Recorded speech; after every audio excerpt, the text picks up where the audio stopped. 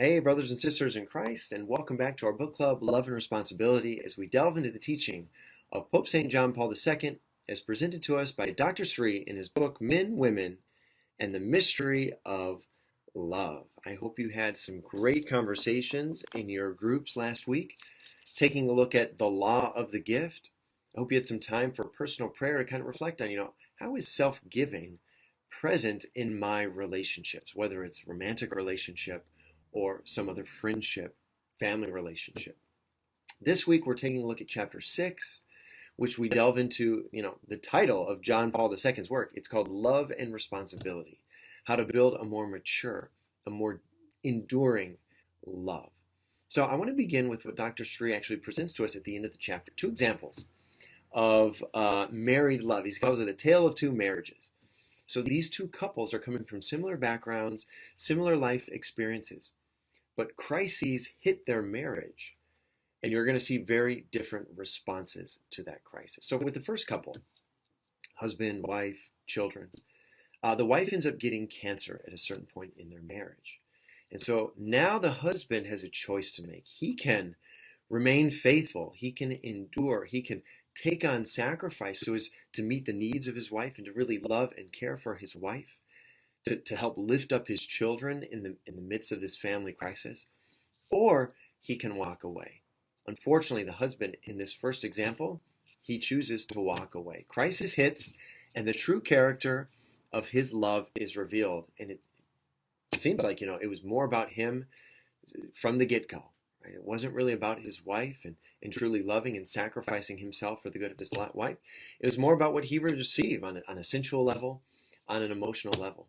So once the crisis hits, a lot of his needs are no longer being met, and therefore he leaves. He fades away, to the detriment of his wife, obviously, and certainly to his kids as well. So in the second example, second couple, the wife is diagnosed at a certain point with multiple sclerosis, a very slow disease where one's nervous systems deteriorates over time. And what we see in the husband is really this just heroic response, taking on sacrifice in order to meet the needs of his wife. So Dr. Sri kind of goes into some of the detail. He began to have to feed his wife. He began to bathe his wife. He began to take her on walks in her wheelchair. He would read to his wife.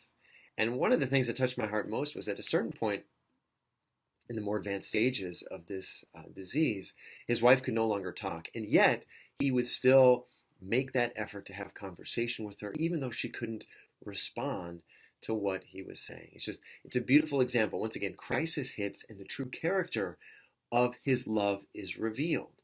It wasn't about, what he would receive and get from this marriage. It was more about what he would give out of love for his wife. And so we can ask ourselves, what does it take to have a marriage like that? On the one hand, 50% of marriages, they say, end in divorce. Okay. Well, what about the other 50%? Well, just, taking a look at those other 50%, it's not just about staying together. It's about entering into this deeper dynamic of self-giving love. How do I do that? Because every marriage that succeeds, meaning doesn't end in divorce, doesn't necessarily have this dynamic. Self-giving love. So John Paul II will say that there's two ingredients to having a marriage like this. The first ingredient is self-gift, right? Being able to make a gift of oneself for the other, which is what we spoke about in chapter 5. But in this chapter, Dr. Sri points out, I think, an important word. When one makes a gift of his or herself to the other, he is entrusting his or herself to the other. That one becomes vulnerable. One is able to actually entrust his whole or her whole self to the other. Surrendering of one's own preference, freedom, and will for the sake of the other. This is at the heart of that first ingredient, making a gift, self-giving. Is it present in that relationship? And then the second is, okay, one makes a gift to the other, and now the other receives that gift with responsibility. If one is going to entrust, my wife or my husband is going to entrust his or herself to me, then I have to respond, I have to take responsibility for that. I mean, that's a beautiful thing, not to be taken for granted, but to be treated with care and reverence.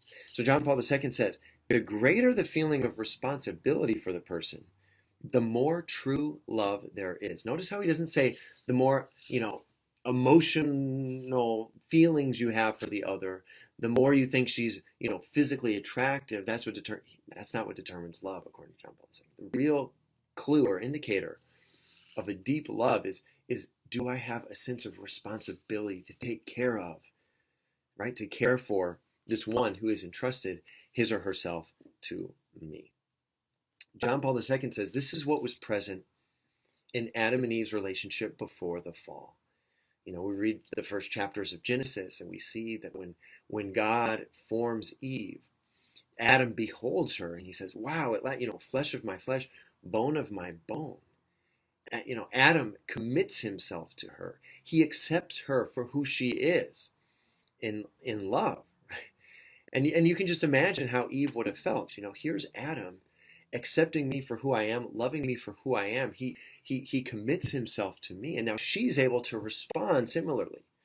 She's now secure in that, so that she can open herself up, that she can receive his gift, and then actually respond by making a gift of herself to him as well. So once again, he says his committed love, talking about Adam, and acceptance of her fosters in her the trust that makes emotional intimacy possible. Right? It goes both ways.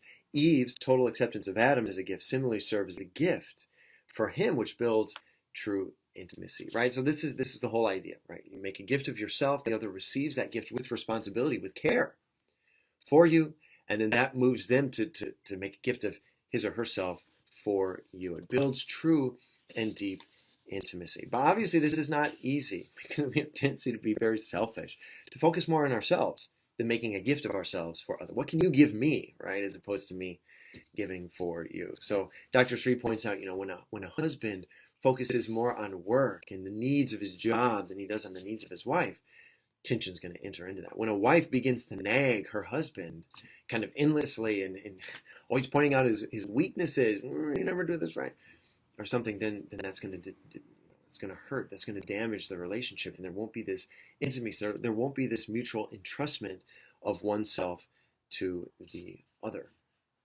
Then Dr. Sri is going to begin a long discussion about what do we do when we encounter the faults and the failings of our spouse, of the other. It's real easy in marriages because you spend a lot of time together, right? You see kind of the ugly side, so to speak, that we're not perfect. And the question once again is going to be, what do we do in the midst of these imperfections? For many of us, we just wait and we expect the other one to be perfect. And until they're perfect, it's not going to be good enough. It's not going to work out. But John Paul II really challenges us to say, no, it's actually in the midst of the difficulties and the challenges, the imperfections of the other, that's when our true love is going to be revealed. Are we going to walk away from someone else, our spouse, when we see that they're not perfect? No, or are we going to endure and truly be faithful in the midst of that? So John Paul II says, the strength of such a love emerges most clearly when the beloved person stumbles, when his or her weakness or even his sins come into the open. One who truly loves does not then withdraw his love, but loves all the more, loves in full consciousness of the other's shortcomings and faults, and without in the least approving of them. For the person as such never loses its essential value. The emotion which attaches itself to the value of the person remains loyal to the human being. So, once again, it's precisely in the crisis or in the challenge, in the imperfection, that the character of our love is revealed. We need to stick it out. We need to remain faithful to the person to whom we've committed ourselves, the person to whom we've made a gift of our lives. And Dr. Sri is going to point out this is what at the heart of a Christ-like marriage. Christ-like. What did Jesus do? Jesus pours out his life for us in the midst of our imperfections. He didn't wait for humanity to become perfect and then make this ultimate sacrifice of himself for us. It was in the midst of our imperfections that Jesus offers his life to us. Even now, as we receive Jesus in the Eucharist, what's happening? Christ is giving himself to us. And when we receive him, even in the state of grace, which is, we have to be in the state of grace to receive Holy Communion. But still, it's not like we're just perfect. I mean, there's still imperfections. And God he knows we're going to fail again. And yet he gives himself to us. And so to enter into this Christ-like marriage and relationship, this is at the heart of accepting the other for who he or she truly is, right? So it's about immature or mature love. Immature love just looks at me. It looks at those, dimensions of the sexual urge, the sensual and the sentimental, and looks, is this other person meeting these needs of mine for emotional security or sensual pleasure? That's an immature kind of love, because as soon as they leave, she's no longer as pretty as she used to be. Gosh, he's kind of a slob. As soon as that enters in, or wow, he's just not the man I thought he was, or gosh, he's just less of I don't know, not the woman quite I thought. Like when that leaves, then we're going to leave the relationship. We're going to abandon our spouse. But those who have mature love are those who, it goes deeper than that. So that even though those things might fade, we've committed ourselves and we've entrusted ourselves, and we're ready to accept the other for who he or she is. We can ask ourselves these questions. Do I have this profound sense of responsibility for my own spouse right now, day to day? Do I make it a priority to seek what is truly best for my spouse? Or am I too preoccupied with my own concerns, my own happiness, my own pursuits? Guys, I hope you have some great discussions on this important chapter this week. Be sure to take some time for personal prayer as you try to make this practical, a lived reality in your life. God bless. We're united in prayer.